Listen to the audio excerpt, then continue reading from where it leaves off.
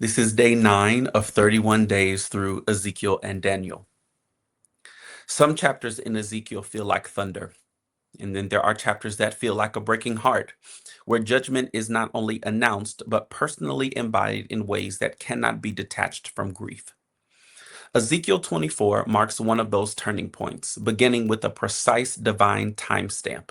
Son of man, write down the name of the day, this very day, the king of Babylon started his siege against Jerusalem this very day. Ezekiel 24:2. Heaven is not indifferent to history, it records it, appoints it, and unfolds it with intentional awareness. The imagery that follows is deliberate and unsettling. Jerusalem is compared to a boiling pot placed over fire, where corruption rises not slowly, but visibly, as what was hidden begins to surface under the heat. Woe to the bloody city, to the pot whose scum is in it, Ezekiel 24:6. The implication is clear. Impurity that was tolerated internally will eventually be exposed externally. There are seasons when God cleanses quietly, and there are seasons when he exposes what has resisted quiet correction. Yet the chapter turns in a way that presses beyond national imagery into personal loss. Behold, I take away from you the desire of your eyes with one stroke. Ezekiel 24:16. Ezekiel's wife dies, and the prophet is instructed not to mourn in the customary way. No public lament, no visible grieving. His private sorrow becomes a prophetic sign.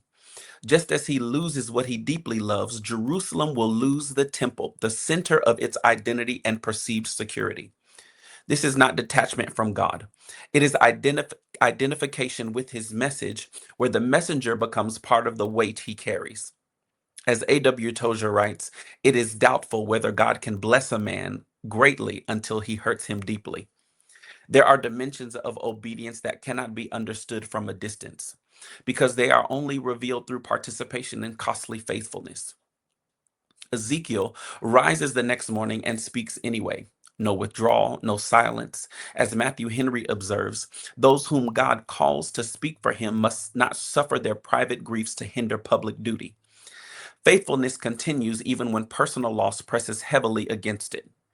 Chapter 25 shifts the lens outward, addressing surrounding nations, Ammon, Moab, Edom, and Philistia, who interpret Jerusalem's downfall not with sorrow but with satisfaction.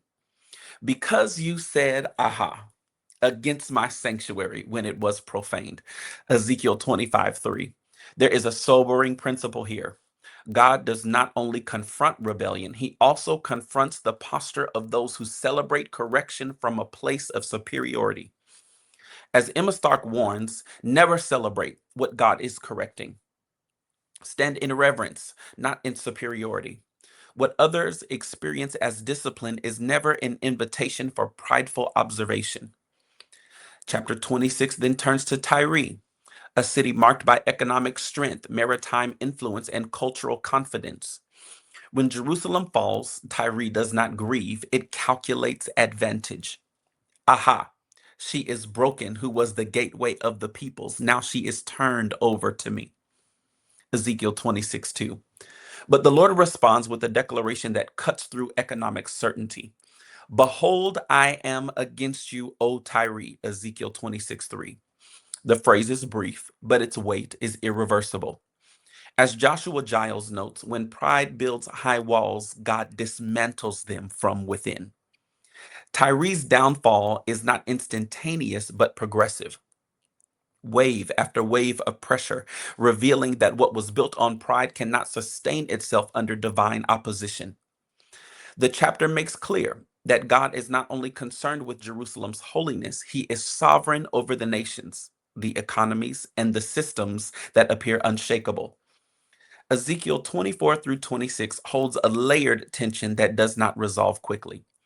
Personal grief, national judgment, and international accountability all converge in the same narrative space. The temple will fall, nations will be confronted, systems will be shaken, and yet beneath all of it, the covenant story continues. Not because it is protected by structures, but because it is sustained by the presence of God Himself. The loss of what is visible does not mean the absence of what is eternal.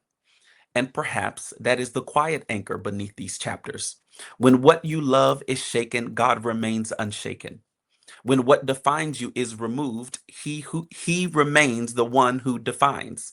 And when systems collapse under pride, his word remains steady, governing both grief and judgment with perfect clarity.